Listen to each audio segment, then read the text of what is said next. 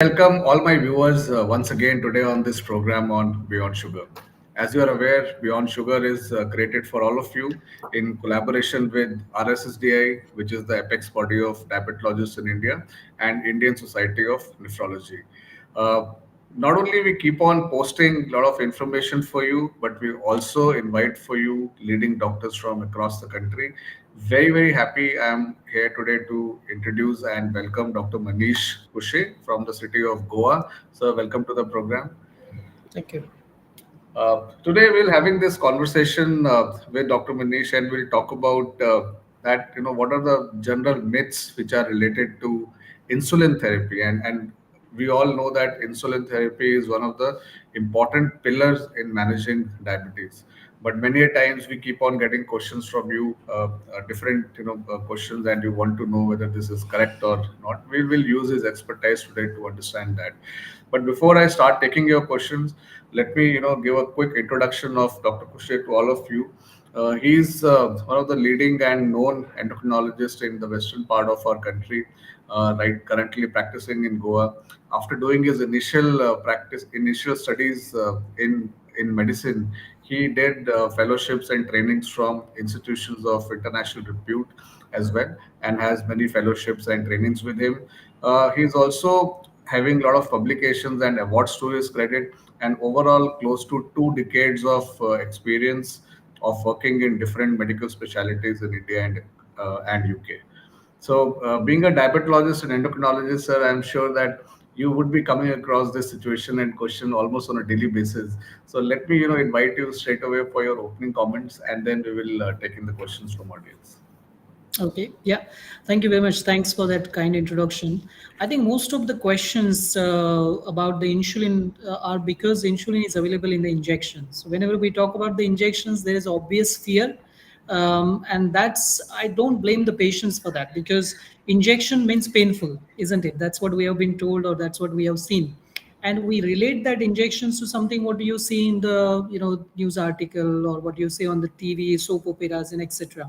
So the injections of the insulin, it's not something what you have seen on the the TV screen or anything like that. So it is a hormone which is made by your body's organ called as a pancreas. So there are special cells in your pancreas which are called as a beta cells. These beta cells produce the insulin, and there are reasons sometimes these beta cells do not work as they should. They stop producing the insulin.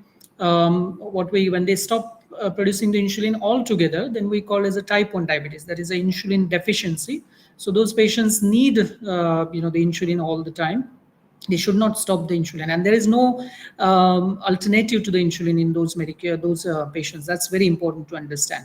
And then there is a type 2 diabetes where we have the body is making insulin, but its quality and quantity of the insulin is not so great. So those patients need insulin during their journey of the diabetes.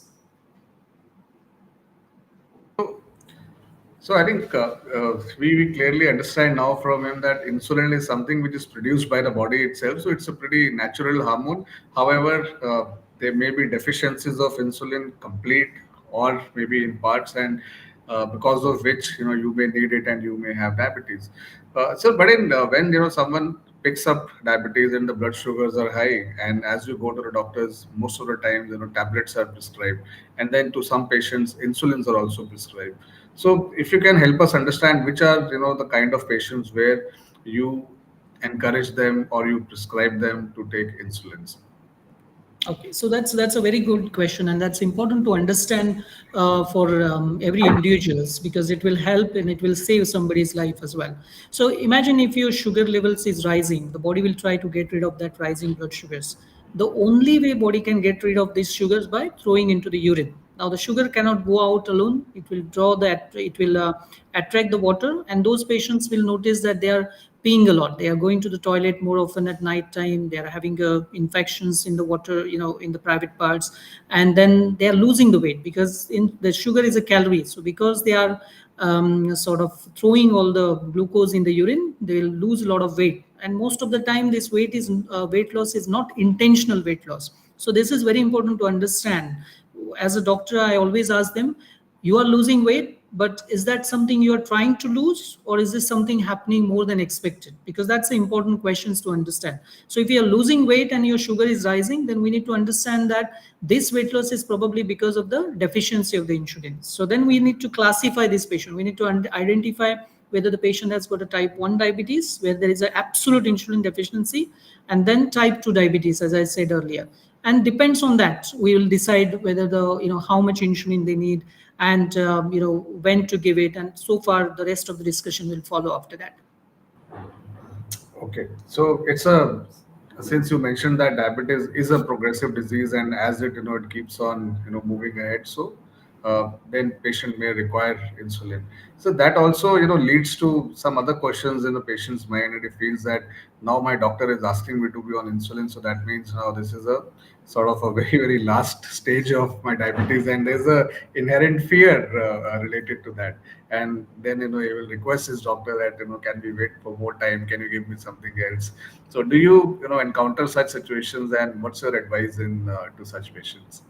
Yeah, we do come across that day in day out, and the reason for that, because most of the the referrals comes to us either from other super specialties, or the patients whenever they are already taking medications and the sugar is not under control, those patients comes to us, or they are already developed the complications. So what I explain to my patients is that it is not the end of the world. Okay, so the insulin is your friend, because your body is making it, isn't it? Your body is making it 24/7. For some reason, if your body is not making it good quality or good quantity, then we are giving you, we are administrating.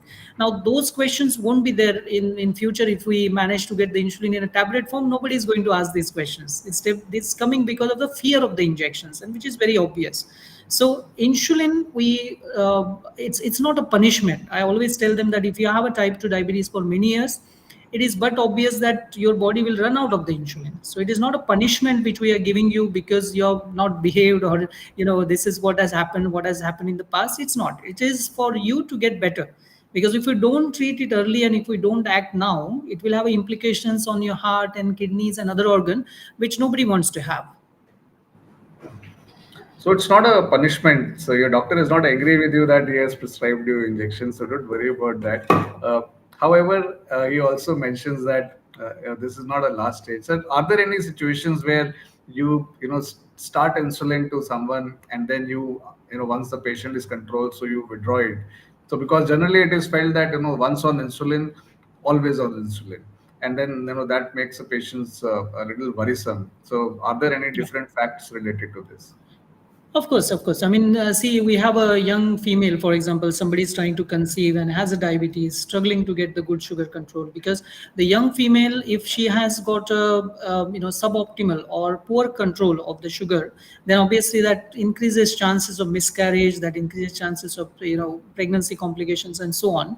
So in those patients, we suggest that the tablets, there are tablets, we don't advocate it generally, apart from metformin, obviously based on the case to case, based on the individual who is sitting in front of us. But in those cases, we start them on insulin. So you can I can assure you that how safe the insulin is, because we are using it in the conditions like pregnancy, where most of the medications we are not, we are using most of the medications very cautiously. That's one thing. Second thing is, whenever the patients are, say, waiting to have a surgery, so patients, my ophthalmology colleague send it to me, or my gynec colleague, they send it to me, because patient is having waiting for some surgery, and then they need a good control, because having a surgery is one thing, and then recovering from the surgery successfully, so that the wound healing and everything can happen in the good time periods. So those cases also we will use insulin for the transient period, and once everything is settled, once everything is goes well, then obviously we can shift them to the medications. But that depends on the duration, and that depends of the that particular individuals. So it's of course it has been done in the clinical practice more often. All right. So I think Dr. Manish here breaks two myths together. One is that it's not like all once on insulin, always on insulin. There may be various situations where insulin would be given by your doctor in a transient form, and then it will be withdrawn as well once that special situation is over, like surgery or some other situation. And secondly, he says that even to pregnant ladies, they don't give tablets; they give insulins, and that's the safest thing as well to have even in during the pregnancy time. So he breaks two myths together. It's not once on insulin, always as insulin, and secondly, it's very safe as well. So it's not unsafe to have it. So you mentioned in your initial comments that there is an inherent fear about the injection part, and that it will be very painful from childhood. Children are sort of the mothers will tell, so if you do something, we'll put you on injection. So there's a fear psychosis in mind. But in the current days, is it really true? Are the ways of taking insulin still painful as it used to be a couple of decades ago, or are they now pain free or very easy to use? Yeah, yeah. I'm really glad that you asked that question, because when we talk about the insulin, the question comes how you're going to give the insulin. So obviously you will need a needle to give the insulin. And when we talk about the needle, people relate that to the intramuscular injection, which is definitely very painful. I don't think I would love to have the intramuscular injections. Other thing is say drawing the blood. So when you go to the lab and then they draw the blood for the testing, that is also equally painful because the needle, the gauge needle, what they use, it is quite high. So these are the needles are a bit wide bore needles because blood has to flow through that, or you have to administer the medications. But in contrast to that, the needle what we use for the insulin administration are very thin. I mean, I always explain them. These are thinner than your hair, thinner than your scalp hair. These are 4 millimeter needle what we use, and these needles are very sophisticated needle. It doesn't pain. And when the patient is very reluctant, what I ask them is that I tell them, okay, do you want to just have a feel of the needle? Okay, you may not be ready now, but just have a feel of the needle, see whether it is really painful. And most of them, when they have that feel of the needle, they will have that sort of demo injections kind of, that fear goes away and they just say, yeah, it is not painful at all. So it's the hand holding of the patient that is what is more important, explaining them, not to push them for the insulin, but at the same time explaining them why the insulin is important, how it is going to help them. And one more thing I would like to add is, so many patients will have say, tiredness, lethargy, not able to do the day-to-day things because the sugar is constantly high. So they do not know actually how it is being say, like energetic, how it is being say normal. So when the sugar starts improving, then they notice that there is a lot of changes in their routine, and then they realize that actually the insulin is helping them, and how it is helping. Okay, so which means that one is that pain itself is no more there with the sophisticated needles, so don't worry about the pain. And secondly, mention that even if there is a slight pain, the benefits they weigh far, Maybe, yeah. way beyond that minor pain. But sir, would you like to give an example or an analogy? Like you gave some examples that if you go to a lab to give a blood sample or an intramuscular injection as compared to those needles. So let's say, what is are you you know can you help us understand what is the gauge of those insulins and what is the gauge of the insulin needles, so that our viewers can clearly Yeah, yeah. differentiate. So our understanding of subcutaneous tissue. So you are injecting the insulin, the below the skin. So below the skin there is a something called as a subcutaneous tissues, and we are injecting insulin into that. So when we ask the people to inject the insulin on the tummy, they will say, "Oh, it will go inside my tummy." Then I tell them, "No, it is not possible for such a small needle to go inside your tummy. It is not possible. So it is just going below your skin." Okay, that's a subcutaneous tissue. Now what we have understood over the year is that the subcutaneous tissue, the width, the depth of the subcutaneous tissue is 2 millimeter, no matter who you are, irrespective of your the color, caste, creed, religion, whatever. It is about 2 millimeter in the human being. So the 4 millimeter needle is more than enough, but having said that, there are occasions where we use the larger needle, but 4 millimeter generally is quite well and good. And these needles are they are made in, it's a hollow needle, so obviously you are pushing the plunger at one end, and that will push the insulin through the needle, and it will straight go into your below the skin, and then obviously it will be get absorbed into the bloodstream later on. So we need to explain them how this is been done, and then explain them that, show them the needle. When you show them the needle, they will just like make their eyes very small and try to find out how small and how thin the needle is, and then I say, see, you can't even see it. So you can imagine how it is going to hurt you in the first place. Yeah. No, I think these are very, very important things. I'm sure our viewers are taking note of this. So next time, if you go to your doctor and he prescribes you or recommends you an insulin, then rather than going straight away into a denial mode or a fear psychosis, please check there that I'm sure they will have readily available those needles or pens with them, or the patient educator, they can help you see that, and that itself will help you take that fear out of your mind. But thank you very much, Dr. Mani, for helping viewers understand that it's no more painful and it's very, very easy to take insulins. So generally, it is understood, in the common parlance, that if you are taking a daily injection, and insulins have to be taken twice or thrice, and mostly these are the same spots where you have to take. So there is also a feeling that it will add to some patches, or it can damage my skin if I keep on injecting daily 2 3 times at the same spot. So is that a reality, or there are ways of taking insulin in different parts of the body which may mitigate the risk of having such a situation?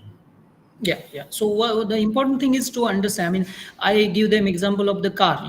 No matter how many times you have seen the somebody driving the car, you still want to take the lessons. You still want to see how it is feel, sitting there and holding the wheels and all. So technique is very important. So I always explain them how to do it. Then we ask them to do it. We ask them to do it in front of the educator. So it's like a process. We don't want to rush them for the insulin injections. We involve the time. So it's a hand holding. That's what the word I use in the first instance. That's one thing. Second thing is they need a support as well. So when they go home, they want to call back. They will say, "Oh, doctor, my sugar is like this. What should I do?" So those support lines should be available as well, so that the patient is not scared. Oh, the insulin is not working, because it will take some time for the insulin levels to stabilize in the body, and that's important. And the third thing is that whether if there's something called as a rotation. So there are various sites. You don't need to inject just in the tummy. You can inject in the arm. You can inject in the thighs areas and the buttock area. But we explain them. We show them the picture. We tell them, like sometimes we draw them the grid and say them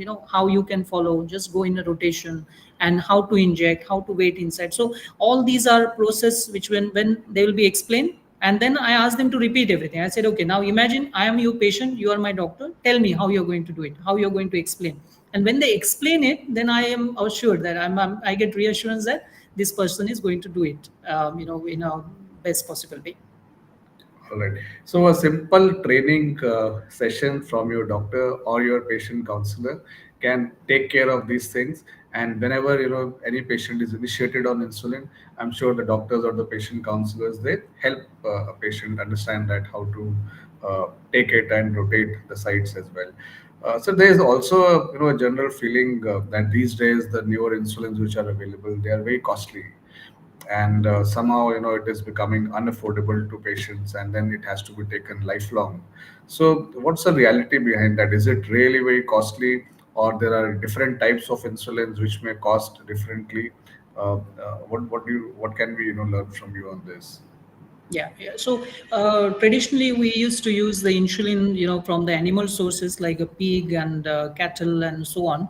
And later on, we started using the human insulin. Now we have got more of what we call as the analog insulin. So these are insulin it's made in a lab.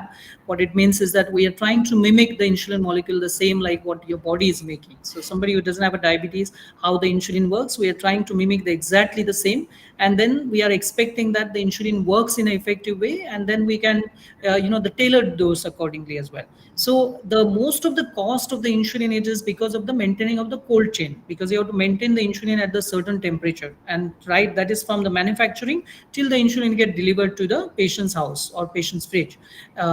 So in those cases the cost comes from that. There is not much sort of it's not expensive because somebody is making a lot of money out of it. It's not like that. They want to make it available to every individual who needs it. Now obviously, if you look at the previous insulin, the cost was different. The newer insulin, the cost is very variable, but it is not something which is unaffordable as such. The newer insulins, what we have, there are insulin which are manufactured now in India as well. A lot of insulin which are manufactured locally in India. They have biosimilar, so they are the similar to the what the insulin are traditionally been used, and their efficacy is excellent. So we are using it because it is a cost effective. Because whenever we are prescribing the insulin for the patient to take that on a regular basis, we need to make sure it is affordable to the patient as well. And that affordability is not a question. I mean, I am really lucky that we are in a state like Goa. There is a lot of initiative from the government where we have this insulin. Most of the insulin, modern insulins, are available in the government sector free of cost. I think the Goa is an excellent example from that, and I'm really proud to say that our our state government has taken a great initiative to provide this service to our citizens. That's very nice to know, and I'm sure that more and more governments are taking up this initiative of helping people with diabetes. S- Now, I think most important thing which doctor has said here is that there are different types of insulins, and there may be differently costings as well. So it's and they're not unaffordable. There may be some of them which mimics the natural body insulin, maybe a little more costlier because of the way this is made. But insulin is a life-saving thing, and if your doctor has prescribed you or recommended you, it's very, very important. Important thing for you, for the viewers to note here is that if you find that insulin is costly or unaffordable, I don't stop taking insulin. Talk to your doctor very, very openly, and he may give you a solution. He may give you some different insulin which you can sustain for a longer time, but at least you should not be without insulin, and don't stop it before without talking to your doctor on this. Sir, I think as we move towards the closure of the program, there are a couple of other things which I want to take up. One is that it's a there is a I don't know currently how this is, and you can guide us better. But generally, there has been a social stigma related to taking insulin injections. People feel that if I'm going out, where do I carry my insulin? And they generally don't want to take it in open spaces, and therefore it impacts them on their social life. They generally avoid going to functions, parties, or even travel outdoors. So how do you guide such patients, and what is your recommendation that the social gatherings, or there are ways to take the insulin the right way in such situations? Yeah, I think due to the social media and a lot of celebrities coming forward, that they are using the insulin, and there are a lot of information which are available on the social platforms. Thereby, I don't think it should be a stigma anymore. Yeah, most of our population is educated, literate, and they know why the insulin is needed, how the insulin is available, sophisticated, like a pen. You can't really make out that you are using it in the first instant. You're injecting something. So that's something. It's not a big taboo as such what it used to be before. And the second thing is, if they are going to use the insulin, especially while if they are traveling, for example, it is important that they carry the letter from their doctors, because they are carrying the injection, they are carrying the needle. So if they are traveling within the cities, or especially if they are traveling abroad, it is important that they carry that paperwork with them, because at the security, obviously the airport security and all, they will ask you where did you get it, why you get it, and all those sort of things. And it's important to understand how they can carry that injection safely. It's important to carry the insulin cartridges in the hand baggage. That's what I always tell them, because if they are going on a high altitude, if that goes in the check-in luggage, then the temperature will be different in the check-in compartment, and then that can damage the insulin. So insulin might get freezed, which we don't want to have. We don't want to happen in the first place.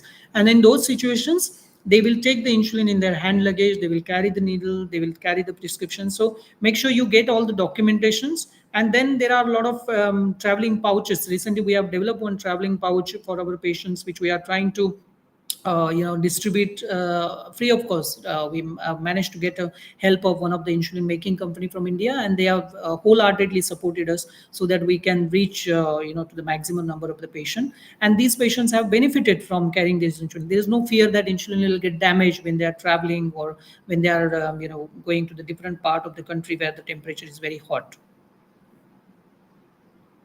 So you can, it's no more a stigma. So there are a lot of people, in the society who may be having diabetes these days, and taking insulin is normal. So don't worry about this, that who will think what about you taking an insulin shot. So more than that, important is that how do you carry that insulin safely, and how do you, take those insulin. And he mentioned about various modes of taking insulin. There are insulin pens which can be easily carried as well. Sir, one last question that I'll take, and this is very something very important for the patient's perspective. And not only the patients, but many doctors also fear about that, and refrain from using insulin, and that's about the fear of hypoglycemia. That if you take insulin dose, and due to various reasons, if blood sugar can go down for especially those patients. So can you help understand us understand that in what situations a patient may have a hypoglycemia if he's taking insulin, so that he's cautious. Secondly, how someone can quickly identify and take the management steps as well.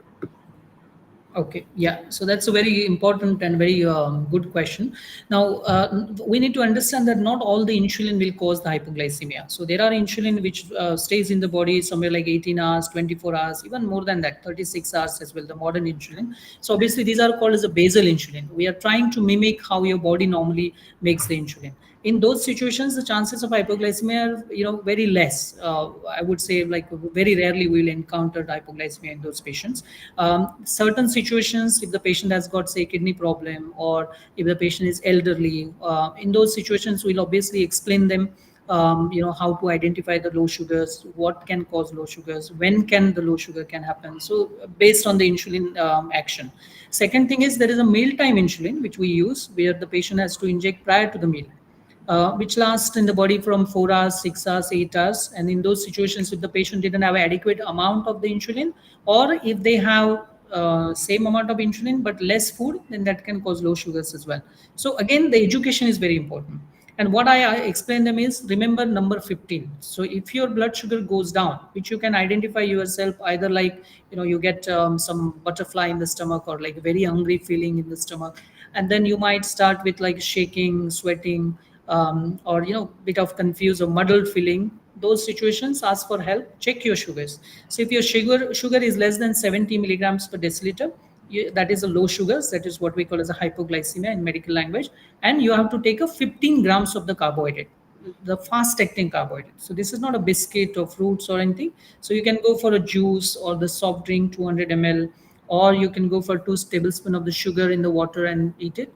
And that after that 15 minutes after that, you have to check the sugar. So you need to take a 15 grams of fast acting carbohydrate and check the sugar after 15 minutes. So that's very important.